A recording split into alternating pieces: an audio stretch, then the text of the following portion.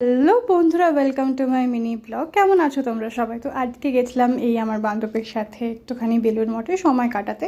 তো প্রথমে গেছিলাম দক্ষিণেশ্বর, সেখানেই সে এসেছিলো। তারপর তাকে নিয়ে আমি এই লঞ্চে করে গঙ্গা পেরিয়ে গেছিলাম হচ্ছে বেলুড় মঠ। বেলুড় মঠের ওরা কোনো দিন দেখেনি, আর এখানেও ফার্স্ট টাইম এসেছে, আমার বাড়িতে কয়েকদিন থাকবে, তো সেই জন্যই একটু নিয়ে গেছিলাম ঘুরতে।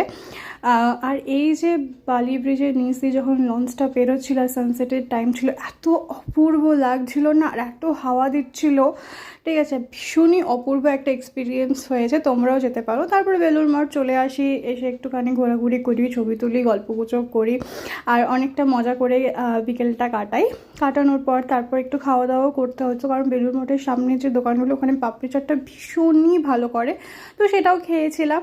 আর এই যে এখন বসে আছি, গল্প করছি, আর ও ভেবেছে আমি ছবি তুলছি, কিন্তু আমি ভিডিও করে নিয়েছিলাম। যাই হোক, আজকের জন্য এইটুকু। টাটা বন্ধুরা।